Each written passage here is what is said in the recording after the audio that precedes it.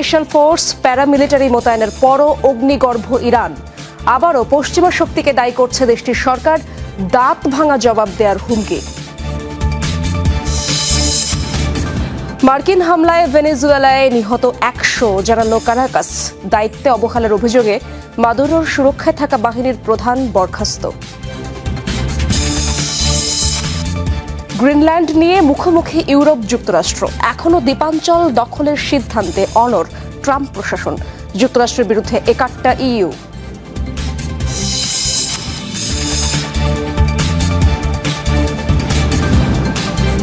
সময় জুড়ে আপনাদের সাথে থাকবো আমি ইশরাত জাহান।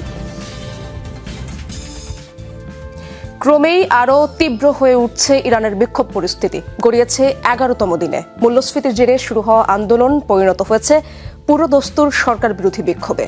স্পেশাল ফোর্স, অন্য দেশের মিলিশিয়া মোতায়েনের পরও প্রতিবাদ দমাতে ব্যর্থ ইরান সরকার।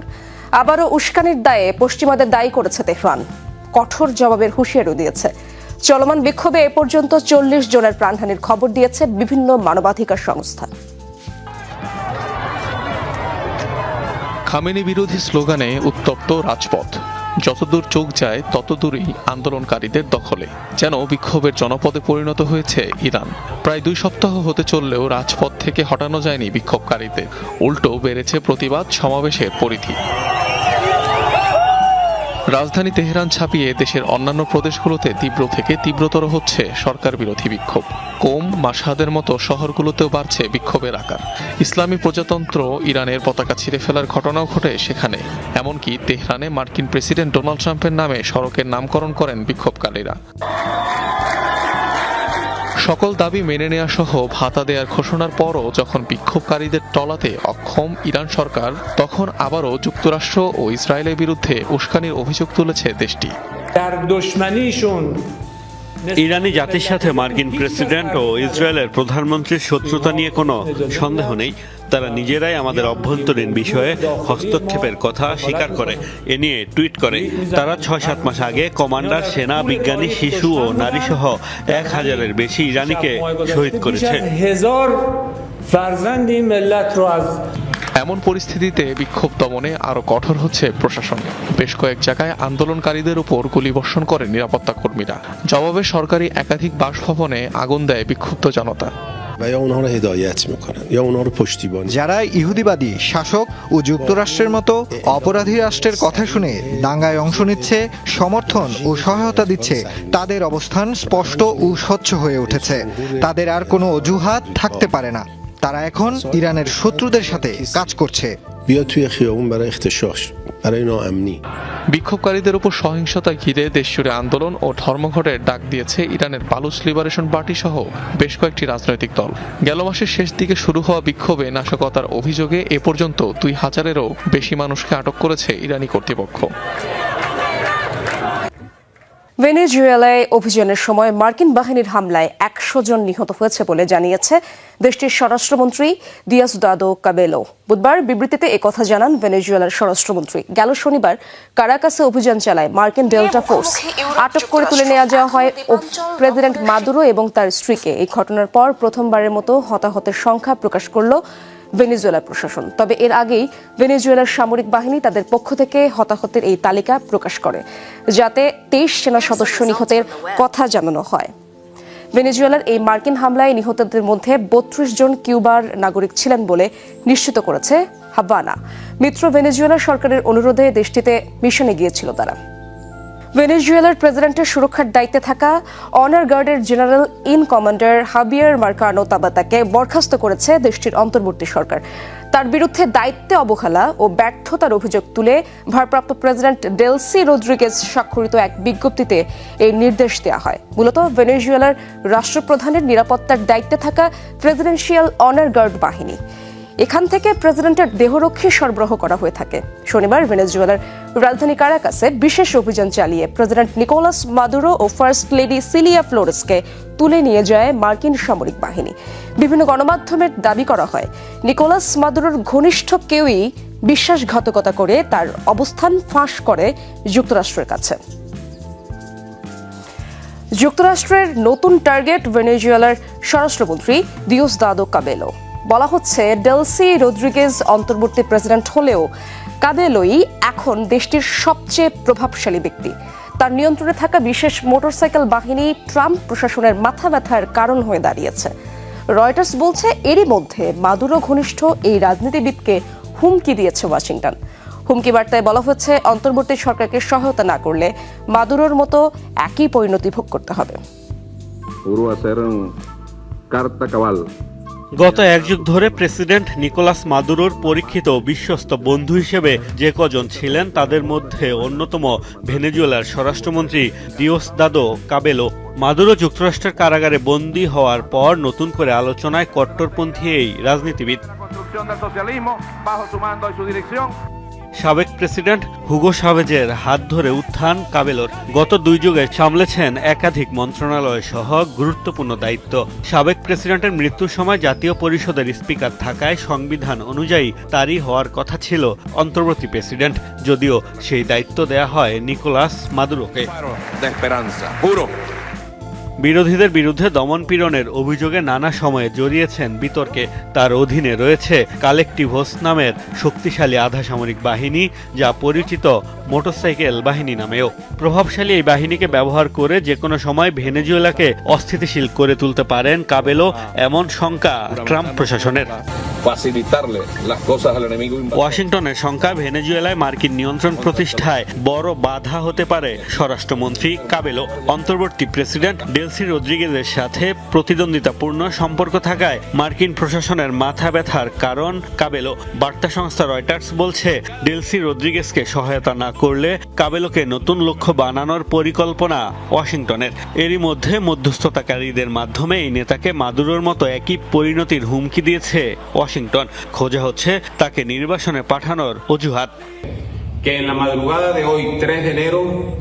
এছাড়া যুক্তরাষ্ট্রের সম্ভাব্য টার্গেটের তালিকায় আছেন প্রতিরক্ষা মন্ত্রী ভ্লাদিমির পাদ্রিনো লোপেজ। তবে মার্কিনীদের ধারণা কাবেলোর চেয়ে কম জেদি হওয়ায় লোপেজকে বশ মানানো সহজ হবে। বাণিজ্যিক চুক্তির মাধ্যমে অন্যান্য দেশের সাথে জ্বালানি খাতে অংশীদারিত্বের জন্য প্রস্তুত ভেনেজুয়েলা, এমনটি জানিয়েছেন দেশটির ভারপ্রাপ্ত প্রেসিডেন্ট ডেলসি রদ্রিগেজ। ভেনেজুয়েলা সব পক্ষের জন্য লাভবান হবে এমন একটি জ্বালানি সম্পর্কের জন্য প্রস্তুত, যেখানে অর্থনৈতিক সহযোগিতা নির্ধারিত হবে বাণিজ্যিক চুক্তির মধ্য দিয়ে। বিশ্বের সবচেয়ে বেশি জ্বালানি তেলের মজুদ রয়েছে ভেনেজুয়েলায়, যা আমাদের নিজ দেশের পাশাপাশি অন্যান্য দেশের উন্নয়নের ক্ষেত্রেও ব্যবহার করতে হবে। ক্যারিবিয়ান অঞ্চলে চলমান উত্তেজনার মাঝে আবারও পুয়ের্তো রিকোতে সেনা মোতায়েন করেছে যুক্তরাষ্ট্র। 4 দিনের এক সামরিক মহড়ার প্রস্তুতি হিসেবে স্বায়ত্তশাসিত অঞ্চলটির গুয়েননাবোর সামরিক ঘাঁটিতে অবস্থান করছে মার্কিন রিজার্ভ সেনাদের বড় একটি দল। সেনাদের পাশাপাশি মোতায়েন করা হয়েছে প্রচুর সাঁজোয়া যান ও যুদ্ধজাহাজ। গেল সপ্তাহে মার্কিন অভিযানে ভেনেজুয়েলায় প্রেসিডেন্ট নিকোলাস মাদুরো আটক হওয়ার পর থেকে উত্তেজনা ছড়িয়েছে ক্যারিবীয় অঞ্চলগুলোর মাঝে। এর মাঝে নিজেদের স্বায়ত্তশাসিত অঞ্চলটিতে সামরিক তৎপরতা বাড়িয়ে যাচ্ছে যুক্তরাষ্ট্র। যুক্তরাষ্ট্রের মিনেসোটা অঙ্গরাজ্যের মিনিয়াপোলিসে আইস এজেন্টদের গুলিতে এক নারীর মৃত্যুর ঘটনা চলছে তোলপাড়। প্রতিবাদ জানিয়ে সড়কে নেমেছে শত শত মানুষ। তবে ভুক্তভোগী নারীর বিরুদ্ধেই হামলা চেষ্টার অভিযোগ তুলছে কেন্দ্রীয় সরকার। দাবি আত্মরক্ষার জন্য গুলি চালিয়েছে কর্মকর্তারা। এমনকি আইস এজেন্টের পক্ষে সাফাই গিয়েছেন মার্কিন প্রেসিডেন্টও। অভিযোগ প্রত্যাখ্যান করে স্থানীয় প্রশাসনের দাবি, উদ্দেশ্যমূলকভাবে রাজ্যে সংঘাত তৈরি করতে চায় ট্রাম্প প্রশাসন। যুক্তরাষ্ট্রের মিনেসোটা অঙ্গরাজ্যের সবচেয়ে বড় শহর মিনিয়াপোলিসে চলছিল অভিবাসী বিষয়ক সংস্থা আইসের অভিযান। তবে অবৈধ অভিবাসী বিরোধী অভিযানের নামে সাধারণ মানুষকে হেনস্থার অভিযোগ তোলে স্থানীয়রা। বুধবারের ওই অভিযানের এক পর্যায়ে আইসের কর্মকর্তার গুলিতে নিহত হন এক নারী। সামাজিক যোগাযোগ মাধ্যমে ছড়িয়ে পড়া ভিডিও ফুটেজে দেখা যায় রাস্তায় দাঁড়িয়ে থাকা মেরুন রঙা একটি এসইউভি গাড়িকে ঘিরে ফেলে আইস এজেন্টরা। গাড়িটি তখন সামান্য পেছনে গিয়ে আবার সামনের দিকে এগোতে শুরু করে। তখনই পরপর 3টি গুলি ছোড়েন আইস এজেন্টরা। ভুক্তভোগী ৩৭ বছর বয়সী ওই নারীর বিরুদ্ধেই হামলা চেষ্টার অভিযোগ তুলেছে যুক্তরাষ্ট্রের কেন্দ্রীয় সরকার। দাবি, আত্মরক্ষায় গুলি ছুড়েছে এজেন্টরা। অভ্যন্তরীণ সন্ত্রাসী কর্মকাণ্ড আখ্যা দিয়েছেন হোমল্যান্ড সিকিউরিটি বিষয়ক মন্ত্রী ক্রিস্টি নোয়েম। এমনকি প্রেসিডেন্ট ডোনাল্ড ট্রাম্পও এই ঘটনায় এজেন্টদের পক্ষে সাফাই গেয়েছেন। নিহত নারীকে পেশাদার উস্কানিদাতা আখ্যা দেন তিনি। আইস এজেন্টরা বারবার তাকে গাড়ি থেকে বের হওয়ার নির্দেশ দিচ্ছিলেন। সে তার গাড়িকে অস্ত্র হিসেবে ব্যবহার করছিল। এক এজেন্টকে গাড়ি চাপা দিতে চেষ্টা করছিল। নিজের এবং অন্যদের প্রাণ বাঁচাতে গুলি ছুড়েছেন অফিসার।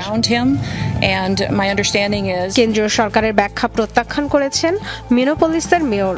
দাবি, অভিযানের নামে শহরে বিশৃঙ্খলা আর সংঘাত তৈরি করছে আইস এজেন্টরা। ক্ষোভ ছেড়েছেন মিনেসোটার গভর্নরও।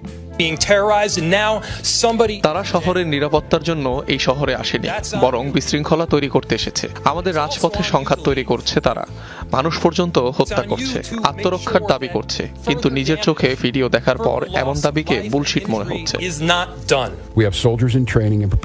কয়েক সপ্তাহ ধরেই বলছি, ট্রাম্প প্রশাসনের বিপজ্জনক অভিযান জনগণের নিরাপত্তার জন্য হুমকি। গতকালও ঠিক একই কথা বলেছে। তাদের বেপরোয়া কর্মকাণ্ড একজনের প্রাণ কেড়ে নিল। কেন্দ্রীয় সরকারের কোনো সহায়তা আমাদের প্রয়োজন নেই। মিনেসোটা ন্যাশনাল গার্ডকে প্রস্তুত থাকতে বলেছে। প্রয়োজনে আমরাই মোতায়েন করব। আইস এজেন্টের গুলিতে নিহতের ঘটনায় ক্ষোভে ফেটে পড়েছে মিনিয়াপোলিসের বাসিন্দারা। রাজপথে প্রতিবাদ মিছিলে যোগ দেন শত শত মানুষ। বিক্ষোভ দমনে রাসায়নিক স্প্রে করে পুলিশ। নিরাপত্তা বাহিনীর সাথে ব্যাপক সংঘাত হয় আন্দোলনকারীদের। ডরোথি তাসরিন। যুক্তরাষ্ট্রের সামরিক বাজেট এক ধাক্কায় 50% বাড়াতে চান মার্কিন প্রেসিডেন্ট ডোনাল্ড ট্রাম্প। সামাজিক যোগাযোগ মাধ্যমে দেয়া পোস্টে এই ঘোষণা দেন তিনি। ট্রাম্প জানান, $900 বিলিয়ন থেকে বাড়িয়ে সামরিক ব্যয় $1.5 ট্রিলিয়ন করা উচিত। স্বপ্নের সামরিক বাহিনী তৈরি করতে এই অর্থের প্রয়োজন বলে জানান মার্কিন প্রেসিডেন্ট। এই পদক্ষেপ যুক্তরাষ্ট্রকে আরও নিরাপদ রাখবে বলে মন্তব্য করেন ট্রাম্প। রাশিয়া, ইরান সহ লাতিন আমেরিকার দেশগুলোর সাথে যখন সামরিক উত্তেজনা তুঙ্গে, তখন সামরিক ব্যয় বৃদ্ধির এই ঘোষণা এলো মার্কিন প্রেসিডেন্টের তরফ থেকে। উত্তেজনা কমছে যুক্তরাষ্ট্র ও কলম্বিয়ার সম্পর্কে। মার্কিন প্রেসিডেন্ট ট্রাম্পের দেয়া আলোচনার প্রস্তাবে রাজি হয়েছেন কলম্বিয়ার রাষ্ট্রপ্রধান গুস্তাভো পেত্রো। বুধবার এক জনসভায় নিজেই এই ঘোষণা দিয়েছেন কলম্বিয়ার প্রেসিডেন্ট। পেত্রো জানান, ট্রাম্পের সাথে তার 1 ঘন্টারও বেশি সময় ফোনালাপ হয়েছে। দাবি, আলোচনায় শান্তির পথ, তাই ট্রাম্পের বৈঠকের প্রস্তাবে রাজি হয়েছেন তিনি। এদিকে ট্রুথ সোশ্যালে দেয়া পোস্টে পেত্রোর সাথে সৌহার্দ্যপূর্ণ আলোচনা হয়েছে বলে নিশ্চিত করেন ট্রাম্পও। জানান, 2 দেশের পররাষ্ট্রমন্ত্রী হোয়াইট হাউসে বৈঠক আয়োজন করবেন। তিনি প্রেসিডেন্ট হওয়ার পর এই প্রথম তার সাথে ফোনালাপ হয়েছে। এটা 1 ঘন্টার বেশি স্থায়ী ছিল। সংলাপের মাধ্যমে শান্তি প্রতিষ্ঠা সম্ভব, সে কারণে আমি প্রেসিডেন্ট ট্রাম্পের আলোচনার প্রস্তাব গ্রহণ করেছি। দেখা যাক এর ফলাফল কি হয়। গ্রিনল্যান্ড নিয়ে মুখোমুখি ইউরোপ ও যুক্তরাষ্ট্র। এখনও দ্বীপটি দখলের সিদ্ধান্তে অনড় ওয়াশিংটন। ডেনমার্কের মালিকানাধীন আধা স্বায়ত্তশাসিত অঞ্চল কিনতে তৎপরতা চালাচ্ছে ট্রাম্প প্রশাসন। হোয়াইট হাউস জানিয়েছে, কূটনৈতিক উপায়ে সফল না হলে বিবেচনায় আছে অন্য উপায়ও। এদিকে এই ইস্যুতে যুক্তরাষ্ট্রের বিরুদ্ধে একাট্টা ইউরোপ। তাদের দাবি, গ্রিনল্যান্ডের ভবিষ্যৎ নির্ধারণের অধিকার কেবল ডেনমার্ক ও গ্রিনল্যান্ডের জনগণের।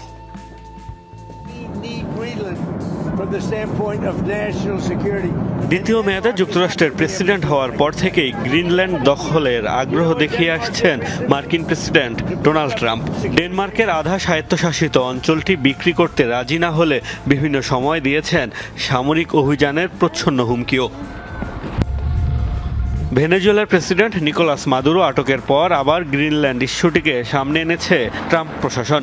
হোয়াইট হাউস বলছে, এ বিষয়ে জোর আলোচনা চলছে। ট্রাম্পের প্রথম অগ্রাধিকার কূটনীতি হলেও মার্কিন স্বার্থ রক্ষায় অন্য সব বিকল্পই বিবেচনাধীন, এমন হুঁশিয়ারি দিয়েছেন মুখপাত্র ক্যারোলিন লেভিট। আর্কটিক অঞ্চলে চীন ও রাশিয়ার হুমকি মোকাবেলায় যুক্তরাষ্ট্রের দ্বীপটি প্রয়োজন বলে দাবি তার। ট্রাম্প খুবই খোলামেলা ও স্পষ্টভাবে বলেছেন, আর্কটিক অঞ্চলে রাশিয়া এবং চীনের আগ্রাসন রোধ করার জন্য এটাই সর্বোত্তম সিদ্ধান্ত। যুক্তরাষ্ট্রের স্বার্থ রক্ষার ক্ষেত্রে ট্রাম্পের টেবিলে সব বিকল্পই রয়েছে, তবে অবশ্য ট্রাম্পের প্রথম অপশন কূটনীতি। তবে গ্রিনল্যান্ড নিয়ে ট্রাম্পের অভিপ্রায়ের বিপরীতে ইউরোপ। সার্বভৌমত্বের প্রশ্নে ডেনমার্ককে পূর্ণ সমর্থন দিয়েছে ইউরোপের বেশিরভাগ দেশ।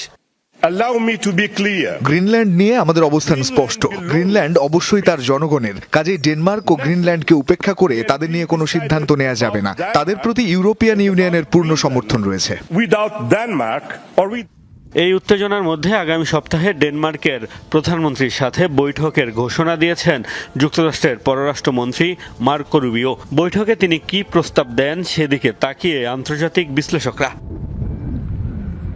নিজেদের নিরাপত্তার জন্য গ্রিনল্যান্ডকে কৌশলগতভাবে গুরুত্বপূর্ণ বিবেচনা করে যুক্তরাষ্ট্র। 1951 সালে ডেনমার্ক এবং যুক্তরাষ্ট্রের মধ্যকার চুক্তি অনুযায়ী দ্বীপটিতে সামরিক ঘাঁটিও স্থাপন করে ওয়াশিংটন।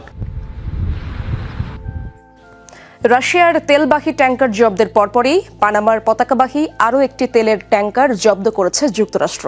বুধবার লাতিন আমেরিকান জলসীমায় এমটি সোফিয়া নামের জাহাজটিতে অভিযান চালায় মার্কিন সামরিক বাহিনী। ঘটনাটির একটি ভিডিও প্রকাশ করেছে মার্কিন সাউদার্ন কমান্ড।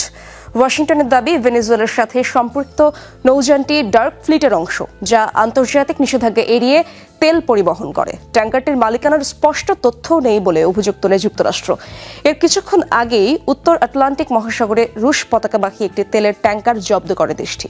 সম্প্রতি ভেনেজুয়েলা সংশ্লিষ্ট সকল তেল রপ্তানি আমদানি কার্যক্রমের উপর পূর্ণ অবরোধের ঘোষণা জারি করেন মার্কিন প্রেসিডেন্ট ডোনাল্ড ট্রাম্প। আটলান্টিক সাগরে রুশ পতাকাবাহী ট্যাঙ্কার জব্দের ঘটনায় মার্কিন যুক্তরাষ্ট্রের প্রতি ক্ষোভ প্রকাশ করেছে মস্কো। ওয়াশিংটনের বিরুদ্ধে জাতিসংঘের সমুদ্র বিষয়ক চুক্তি লঙ্ঘনের অভিযোগ তুলে পরিস্থিতি নিবিড়ভাবে পর্যবেক্ষণ করা হচ্ছে বলে জানিয়েছে প্রশাসন।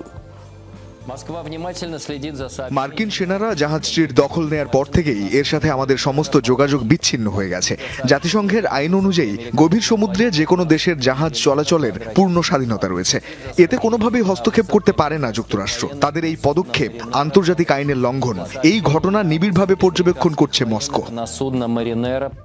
ওয়াশিংটন মস্কোর মধ্যকার পরমাণু অস্ত্র নিয়ন্ত্রণ চুক্তির মেয়াদ আরও 1 বছর বাড়াতে প্রস্তুত রুশ প্রেসিডেন্ট ভ্লাদিমির পুতিন। পারমাণবিক অস্ত্রের বিস্তার রোধে সোমবার এই চুক্তি বিষয়ে ট্রাম্পের সাথে আলোচনায় বসার ইচ্ছা প্রকাশ করেন তিনি। জানান, মার্কিন প্রেসিডেন্টের প্রতিক্রিয়ার উপর নির্ভর করবে এই মেয়াদ বৃদ্ধির সিদ্ধান্ত। কৌশলগত পারমাণবিক অস্ত্র নিক্ষেপণের সংখ্যা নিয়ন্ত্রণে রাখতেই নিউ স্টার্ট নামের চুক্তিটি চলমান দুই দেশের মাঝে। পরমাণু অস্ত্র ছাড়াও এর মাধ্যমে নিয়ন্ত্রিত হয় ভূমি ও সাবমেরিন থেকে নিক্ষেপণযোগ্য মিসাইল এবং বোমারু বিমান। আগামী ফেব্রুয়ারিতে শেষ হতে যাচ্ছে এই চুক্তির মেয়াদ। অন্যদিকে চীনকে অন্তর্ভুক্ত করে নতুন আরেকটি পারমাণবিক চুক্তি বিষয়ে আগ্রহ প্রকাশ করেছেন ট্রাম্প। যুক্তরাষ্ট্রের পাশে ন্যাটো সদস্যরা না থাকলেও সামরিক জোটের সাথেই থাকবে ওয়াশিংটন। ট্রুথ সোশ্যালে দেয়া পোস্টে এমন বার্তা দিয়েছেন মার্কিন প্রেসিডেন্ট ডোনাল্ড ট্রাম্প। দাবি করেন, যুক্তরাষ্ট্র সদস্য হওয়ার কারণেই কেবল এই জোটকে ভয় পায় রাশিয়া ও চীন। ট্রাম্প সম্পৃক্ত না হলে রাশিয়া পুরো ইউক্রেন দখল করে নিত বলেন এমন কথাও। মার্কিন প্রেসিডেন্টের দাবি, একাই 8টি যুদ্ধ বন্ধ করেছেন তিনি, অথচ ন্যাটো সদস্য নরওয়ে বোকার মতো তাকে নোবেল পুরস্কার দেয়নি। যুক্তরাষ্ট্রের প্রয়োজনে ন্যাটো কখনো পাশে থাকবে কিনা তা নিয়ে সন্দেহ প্রকাশ করেন তিনি। সম্প্রতি ট্রাম্পের গ্রিনল্যান্ড দখলের আকাঙ্ক্ষা ঘিরে উত্তেজনা ছড়িয়েছে ন্যাটোর সদস্য ডেনমার্কের সাথে। দেশটিকে সমর্থন দিচ্ছে অন্যান্য ইউরোপীয় দেশগুলো। ইসরায়েল সীমান্তে ফিরতে শুরু করেছে লেবাননের হিজবুল্লাহ যোদ্ধারা। সীমান্ত জুড়ে নতুন করে মোতায়েন করা হচ্ছে রকেট ও কৌশলগত অস্ত্র। গোপন সূত্রের বরাতে এমন তথ্য জানিয়েছে আন্তর্জাতিক সংবাদ মাধ্যম মিডল ইস্ট মনিটর। প্রতিবেদনে দাবি করা হয়, গেল কয়েকদিন ধরেই গোপনে ইসরায়েল লেবানন সীমান্তে তৎপরতা চালাচ্ছে হিজবুল্লাহ। ধারণা করা হচ্ছে ইসরায়েলের সাথে সম্ভাব্য সংঘাতের শঙ্কাতেই এমন পদক্ষেপ নিয়েছে সশস্ত্র গোষ্ঠীটি। সূত্রের বরাত দিয়ে সংবাদ মাধ্যমটি আরও দাবি করে, সাম্প্রতিক যুক্তরাষ্ট্র সফরে মার্কিন প্রেসিডেন্টের কাছ থেকে লেবাননে বড় পরিসরে হামলা চালানোর অনুমতি পেয়েছেন ইসরায়েলি প্রধানমন্ত্রী বেনিয়ামিন নেতানিয়াহু। চলমান যুদ্ধবিরতি চুক্তি উপেক্ষা করে প্রায়শই লেবাননে হামলা চালায় ইসরায়েলি বাহিনী। ইয়েমেন থেকে সংযুক্ত আরব আমিরাতে পালিয়েছেন বিচ্ছিন্নতাবাদী গোষ্ঠী এসটিসির প্রধান আল জুবাইদি। রুট হিসেবে সোমালিল্যান্ড ব্যবহার করে দেশটিতে আশ্রয় নেন তিনি। বৃহস্পতিবার এক বিবৃতিতে তথ্যটি জানায় এসটিসি। বলা হয়, বুধবার ইয়েমেনের এডেন থেকে একটি নৌযানে করে সোমালিল্যান্ডের বারবারা বন্দরে পৌঁছান আল জুবাইদি। সেখান থেকে গোষ্ঠীটির অন্যান্য সিনিয়র নেতৃবৃন্দের সঙ্গে প্লেনে করে সোমালিয়ার রাজধানী মোগাদিসুতে যান তারা। পরে ট্রান্সপন্ডার বন্ধ রেখে আবুধাবির আল রিফ সামরিক বিমানবন্দরে পৌঁছায় আল জুবাইদি বহনকারী প্লেনটি। এর আগে রিয়াদের সংঘাত বন্ধে প্রতিপক্ষ ইয়েমেনের সরকার বাহিনীর সঙ্গে আলোচনায় অংশ নেওয়ার কথা ছিল এসটিসি প্রধানের। তা না করেই আত্মগোপনে চলে যান আমিরাত মদতপুষ্ট গোষ্ঠীটির নেতা। যুক্তরাষ্ট্রের ইউটাহ অঙ্গরাজ্যে বন্দুক হামলায় নিহত হয়েছে অন্তত 2 জন, গুরুতর আহত কমপক্ষে 6 জন। রাজ্যটির সল্টলেক সিটির একটি চার্চের বাইরে বুধবার হয় এই গোলাগুলির ঘটনা। গুলি লেগে ঘটনাস্থলে মৃত্যু হয় 2 জনের। আহতদের মাঝে আশঙ্কাজনক অবস্থায় রয়েছে অন্তত 3 জন। গোলাগুলির পর পালিয়ে যেতে সক্ষম হয় দুর্বৃত্তরা। ঘটনাস্থল কড়া নিরাপত্তা চাদরে ঢেকে দিয়েছে পুলিশ। হামলার সাথে জড়িতদের আটকে চলছে তৎপরতা। এরই মাঝে বন্ধ ঘোষণা করা হয়েছে চার্চটি। আশপাশের বাসিন্দাদের এলাকাটি এড়িয়ে চলার নির্দেশ দিয়েছে নিরাপত্তা বাহিনী।